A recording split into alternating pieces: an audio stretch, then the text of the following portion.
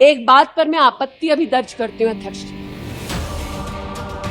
कि जिनको आज मुझसे पहले वक्तव्य देने का अधिकार दिया गया, उन्होंने जाते जाते एक अभद्र यहां पर लक्षण के दर्शन दिए।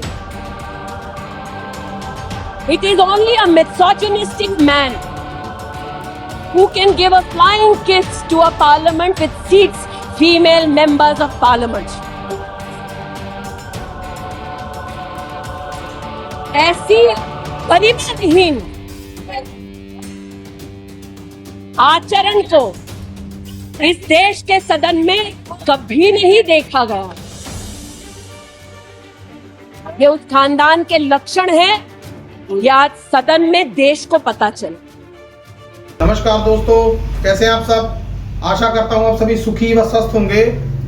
दोस्तों, राजनीति के बारे में ये कहा जाता है कि राजनीति जिताने के बाद आदमी को अर्श पर पहुंचा देती है, लेकिन यही राजनीति अगर कोई कैंडिडेट हार जाए तो अर्श से वो आदमी फर्श पे आ जाता है और हार और जीत की इंट्रोस्पेक्शन होने लगती है। दोस्तों, जी हां, आज हम बात करने वाले हैं स्मृति ईरानी की। स्मृति ईरानी भारतीय जनता पार्टी की सरकार में 2 टर्म्स में मंत्री रही। भारतीय जनता पार्टी ने जब 2014 में लोकसभा को चुनाव जीता, तब स्मृति ईरानी अमेठी से लड़ी और वो राहुल गांधी से हार गई, लेकिन भारतीय जनता पार्टी के द्वारा उनको राज्यसभा से भेजकर मंत्री बनाया गया। फिर आता है 2019 का लोकसभा चुनाव।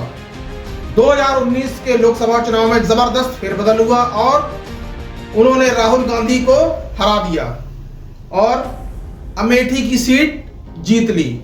अमेठी की सीट जीतकर स्मृति ईरानी ने सबको चौंका दिया।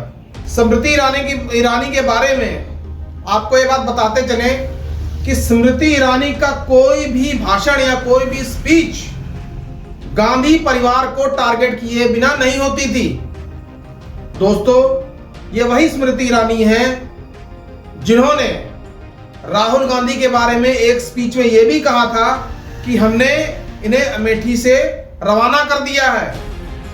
दोस्तों, राहुल गांधी पे इन्होंने तरह तरह के तंज कसे और तो सोनिया गांधी के ऊपर बड़ी ही तल्खी से बयान दिया और संसद में बड़ी जोर से चिल्लाकर बोली कि सोनिया गांधी माफी मांगो। उस वक्त इनको अपनी और श्रीमती सोनिया गांधी के बीच उम्र का लिहाज भी नहीं रहा। वो ये भी भूल गई कि सोनिया गांधी एक सीनियर सांसद हैं। दोस्तों, ये वही स्मृति ईरानी है जिन्होंने राहुल गांधी के ऊपर संसद में इनकी और आंख मारने का इल्जाम लगा दिया।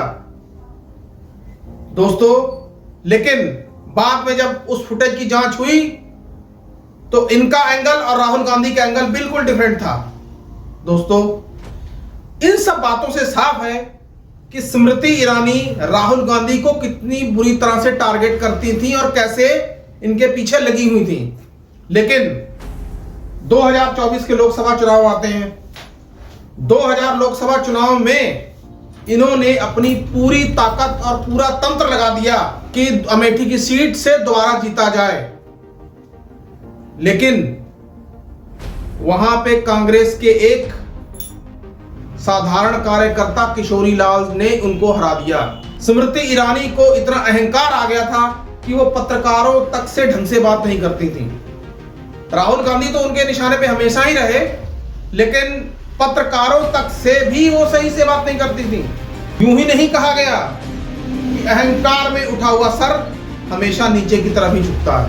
ये कहावत 2024 के लोकसभा चुनावों में चरितार्थ हो गई, जब स्मृति ईरानी कांग्रेस के साधारण कार्यकर्ता किशोरी लाल से हार गईं।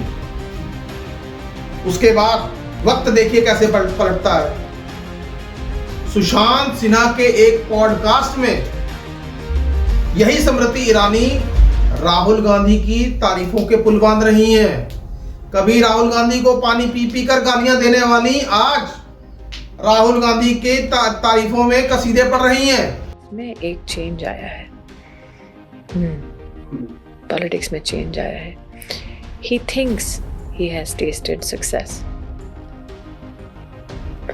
तो इफ़ यू नोटिस कहाँ जाके कास्ट का जब वो बोलते हैं, जैसे कि मैंने कहा उनके इतने साल की राजनीति में पहली बार वो ज़्यादा इंस्ट्रूमेंट बोल रहे हैं, टी शर्ट पहनते हैं पार्लियामेंट में, तो वो जानते हैं कि उस वाइट टी शर्ट का एक युवा पीढ़ी में वो क्या संदेश देना चाह रहे हैं। तो हम इस गलत फहमी में ना रहें कि वो कोई भी कदम जो है, वो आपको कदम अच्छा लगे बुरा लगे, वो कदम आपको बचकाना लगे, लेकिन वो ये कह रही हैं कि जब वो जातिगत जनगणना की बात करते हैं तो वो बहुत सोच समझ कर बोलते हैं। उनकी हर बात के पीछे कुछ मतलब होता है। वो संसद में टी शर्ट पहन के आते हैं तो वो युवाओं को कुछ संदेश देना चाहते हैं। राहुल गांधी कुछ भी करें, आप उनको हल्के में नहीं ले सकते, वो यूं ही कुछ नहीं करते। राहुल गांधी एक अलग किस्म की राजनीति कर रहे हैं। इस तरीके की बात जो उन्होंने सुशांत सिन्हा के पॉडकास्ट में कही, इससे तो यही लगता है कि स्मृति ईरानी 2024 में जो भारतीय जनता पार्टी को हार मिली है, उससे वो अपने सीनियर लीडर्स को कुछ संदेश देना चाह रही हैं। शायद उनके कहने का यही मतलब है कि अपने अहंकार से नीचे उतरिए और आज के सच को स्वीकारिए कि राहुल गांधी की पॉपुलैरिटी कहां पहुंच चुकी है। कुछ फैक्ट्स हैं जो मैं आपके सामने दोबारा रखना चाहता हूं। राहुल गांधी आज नेता विपक्ष के रूप में हैं। दोस्तों, सरकार कोई भी बिल लेके आती है, विपक्ष की तरफ से दबाव बनाया जाता है और सरकार उस बिल पे बैकफुट पर चली जाती है। ऐसा लग रहा है कि मानो सरकार नरेंद्र मोदी नहीं, राहुल गांधी चला रहे हैं। हालांकि भारतीय जनता पार्टी के पास 240 सीटें हैं और कांग्रेस के पास सिर्फ 99 सीटें हैं, लेकिन परिस्थितियां इस तरीके की खड़ी हो गई हैं, ऐसे लग रहा है कि सरकार राहुल गांधी के इशारे पर चल रही है। जब से यह सरकार बनी है तब से 5 बार यह सरकार पलट चुकी है। दोस्तों, ये विपक्ष का दबाव नहीं है तो और क्या है। शायद स्मृति ईरानी का इशारा इसी ओर है कि सरकार अब राहुल गांधी की पॉपुलैरिटी के आगे कितनी बौनी दिखाई दे रही है। जातिगत जनगणना हो, अग्निवीरों की समस्या हो, किसानों के मुद्दे हो, बेरोजगारी के मुद्दे हो, इन सभी मुद्दों पर राहुल गांधी सरकार को बड़ी ही मुखरता से घेर रहे हैं। और शायद स्मृति ईरानी जी, जो ना तो अभी एमपी हैं ना ही संसद की सदस्य हैं, तो शायद उन्होंने इस गुजरे वक्त में राहुल गांधी की स्पीचेस और राहुल गांधी की परफॉर्मेंस देख ली होगी, शायद तभी इन्होंने ये बयान दिया है। दोस्तों, ठीक है, बदलाव अच्छा है, लेकिन आप अपने पूर्व काल को कैसे भूल सकते हैं? किस तरह से आपने आपे से बाहर होकर राहुल गांधी के खिलाफ कैसे कैसे शब्द बोले। दोस्तों, आज स्मृति ईरानी के सुर बदले हुए हैं। दोस्तों, हमें यह भी नहीं भूलना चाहिए कि जब स्मृति ईरानी अमेठी की सीट से हारी, लोगों ने जब उनको ट्रोल करना शुरू कर दिया तो राहुल गांधी ने ट्रोलर्स से अपील की कि स्मृति ईरानी का मजाक ना बनाया जाए। देखिए, राहुल गांधी ने स्मृति ईरानी के बारे में कितना बड़ा दिल दिखाया। दोस्तों, इससे एक बात तो साबित हो गई, झुकती है दुनिया, झुकाने वाला चाहिए। और शायद राहुल गांधी के ऊपर यह कहावत चरित्रार्थ साबित होती है।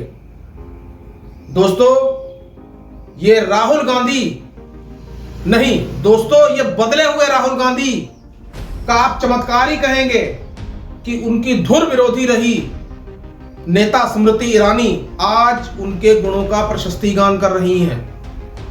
दोस्तों, क्या कभी आपने ऐसा सुना था बीते 10 सालों में कि सरकार कोई बिल पास करे और विपक्षियों के विरोध में उसको तुरंत वापस कर ले? सरकार हर मामले में बैकफुट पर जाती दिखाई दे रही है। दोस्तों, शायद स्मृति ईरानी को लगा होगा कि अब मोदी एरा बीत चुका है, अब राहुल गांधी का एरा आने वाला है। दोस्तों, स्मृति ईरानी के बदले हुए सुर राहुल गांधी के चरित्र को पूरी तरीके से बयान कर रहे हैं। ये बता रहे हैं कि आज की डेट में राहुल गांधी कितने एग्रेसिव और पॉपुलर नेता हो गए हैं। स्मृति ईरानी के द्वारा राहुल गांधी के ऊपर दिए गए बयान के बारे में आप क्या सोचते हैं? कृपया कमेंट बॉक्स में कमेंट करके मुझे जरूर बताएं। तब तक जय हिंद, जय भारत।